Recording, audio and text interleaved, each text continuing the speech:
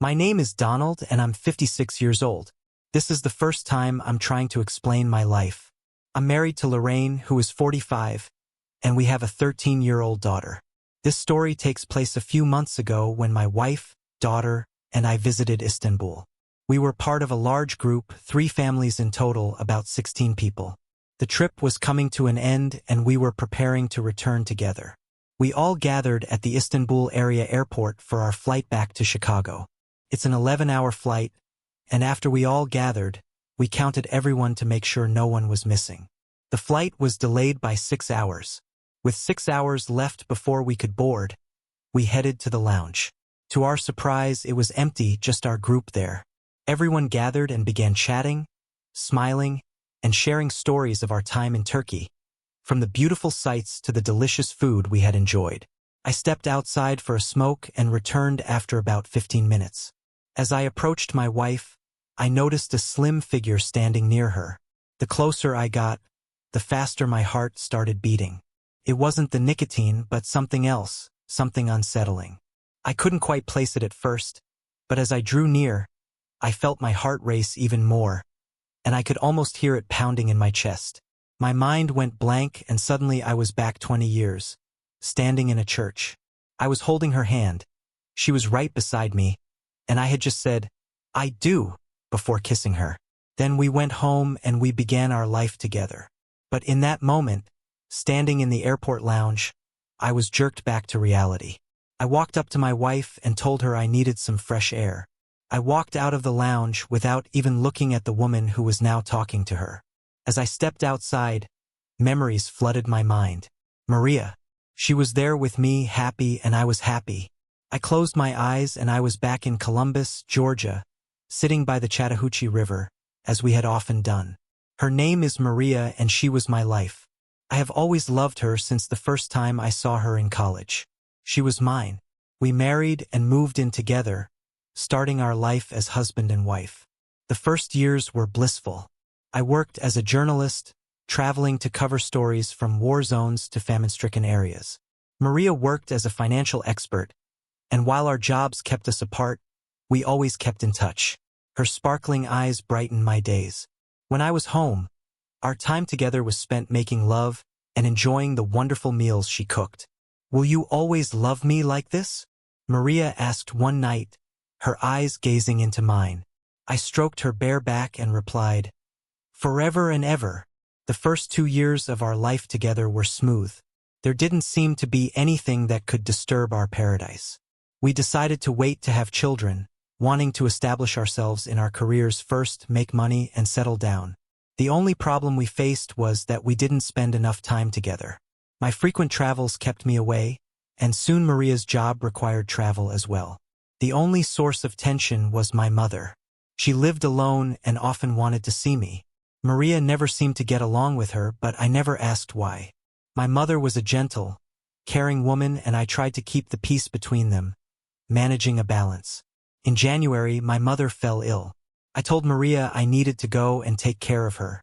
She wasn't happy, especially since I had just returned from a story in Iraq. We had a disagreement.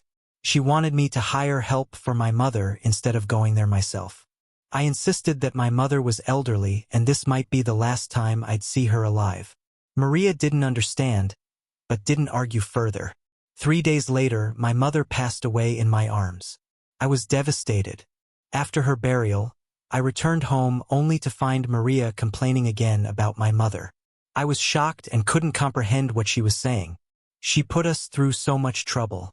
She should have been in the hospital from the start," she said. I stayed silent, still trying to understand her reaction. I finally snapped. "She's dead. She won't come back. So zip it," I retorted. Maria became angry and we didn't speak for the rest of the week. I broke the silence by taking her out for dinner, and that night we made love. The following week, I went to Afghanistan to cover the historic Silk Road. Maria, meanwhile, was getting promotions and increasing her salary. 2 weeks later, I returned home. As usual, Maria greeted me with a big hug and a sloppy kiss. At dinner, however, I noticed she seemed a bit tense. "We need some changes in our lives," she said. "What changes?" I asked, curious. Being away from home for long periods isn't helping me. There are days when I long for your touch and I come home to an empty bed. I don't want to cheat on you. So either find a job that keeps you near me or find me a job that lets me travel with you. I was caught in a dilemma, but at the same time I felt relief. At least she was being honest with me about her feelings. I told her that I would find another job. The conversation ended there, and the following morning I resigned from my position. I began searching for a job closer to home. It didn't take long to find something at the local TV channel. The pay wasn't as high as my previous job, but it kept me near Maria. When I told her about the new job, her response was harsh. "Your salary is down by 30%.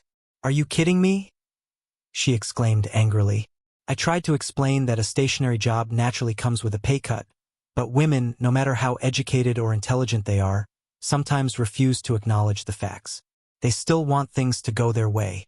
It would be nearly impossible to find a stationary job with a salary increase unless I changed careers. Maria was upset that I now brought in less money and that our lifestyle would be affected in some way. Over the next 3 months, things took a downer. We began talking less, and at night there was rarely any intimacy. Her demeanor shifted from loving wife to constant nagging. She could find fault with anything, and there wasn't a single night I went to bed without feeling angry. It got so bad that one night she asked me to stop breathing because my breathing disturbed her sleep. A few days later, I couldn't find my phone. I picked up Maria's phone to call my number, but when I tried to unlock it, I found it was password protected. She had never locked her phone before. Why the sudden change? Was she hiding something? That Thursday night, she came back late from a party with her office colleagues.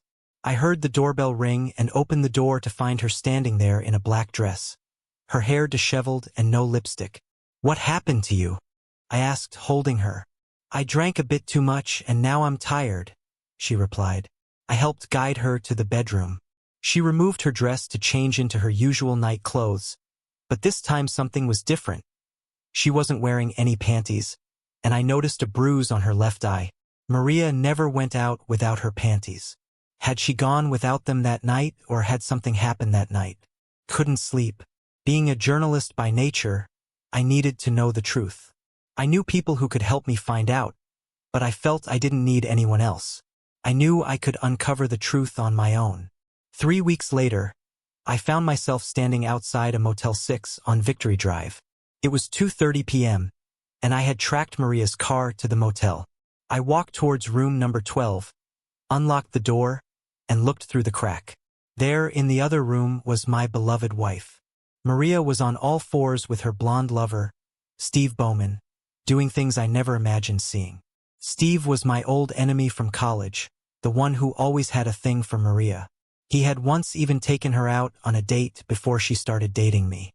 I watched as Maria cried out in ecstasy. By now, the tears had stopped.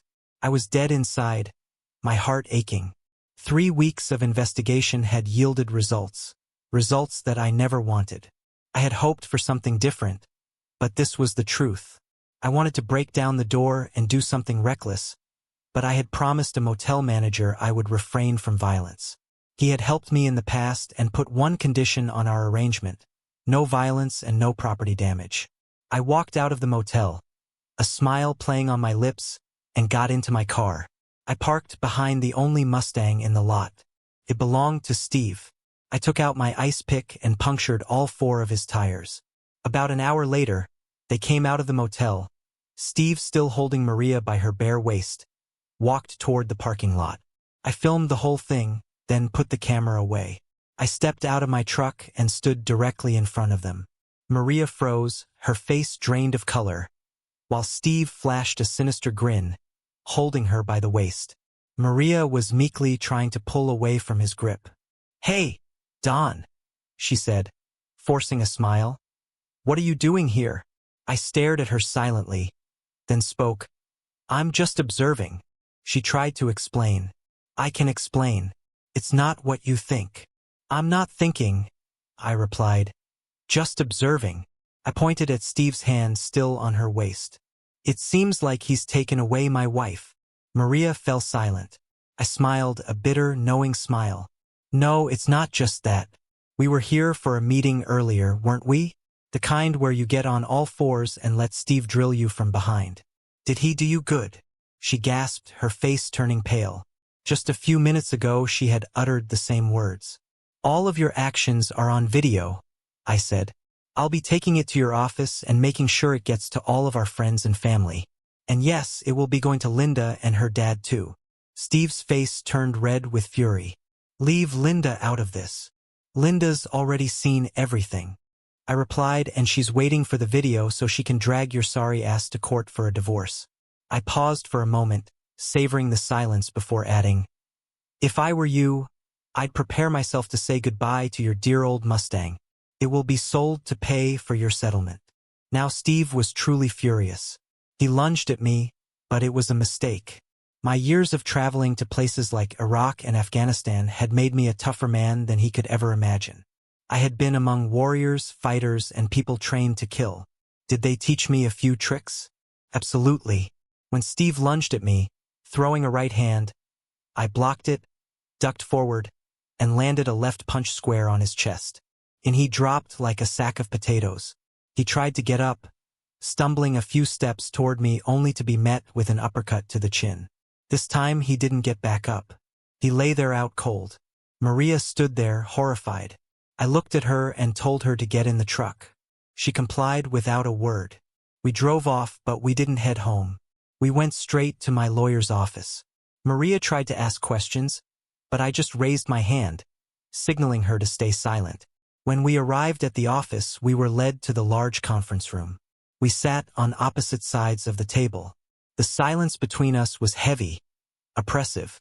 Soon my lawyer, Ron Freeman, walked in. He handed an envelope to Maria.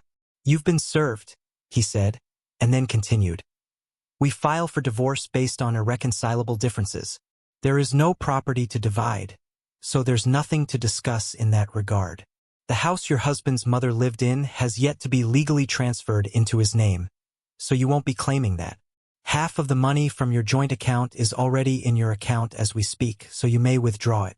As you earn more than him, there will be no alimony. There is nothing else from my end. Ron left the room, and Maria stared at the envelope. She looked at me. I broke the silence. In case you want to contest it, I said coldly, I can change the grounds of the divorce to adultery. I'll make sure that every person who knows your name hears about your infidelity.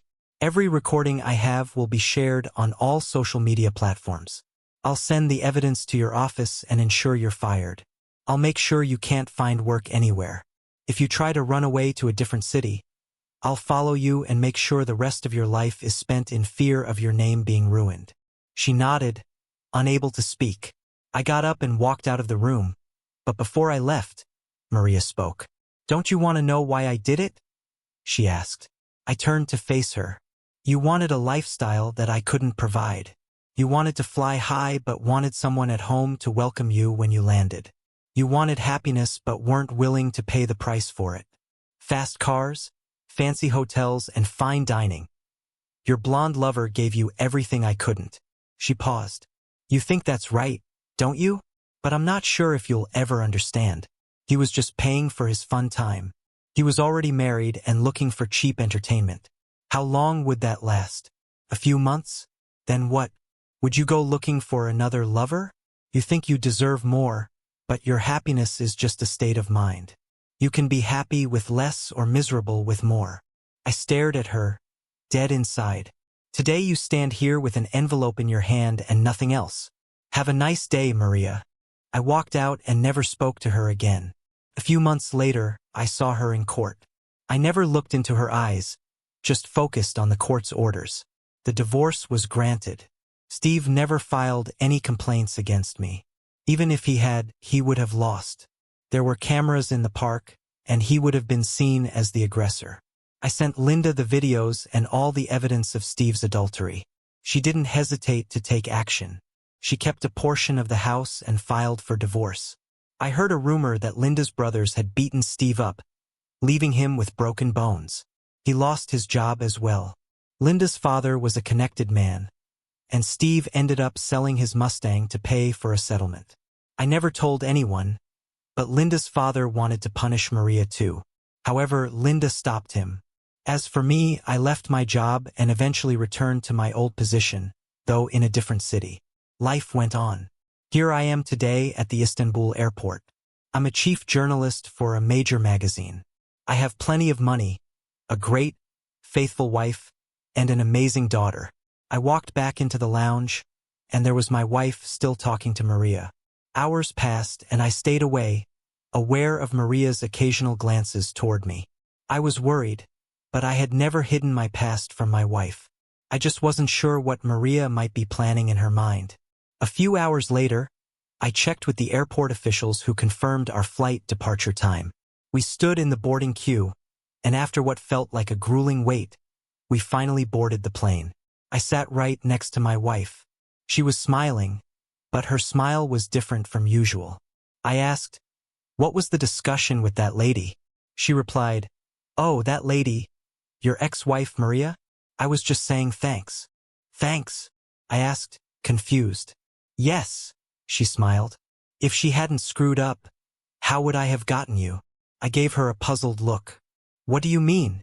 She laughed softly. "No, she never mentioned you. I read the court orders and your investigative material. They were in the attic. You know, what were you two talking about?" "Nothing," she replied. "I was just listening to how Maria missed her ex-husband and how she would trade everything to have a life like mine." I smiled and closed my eyes, sinking back into my chair.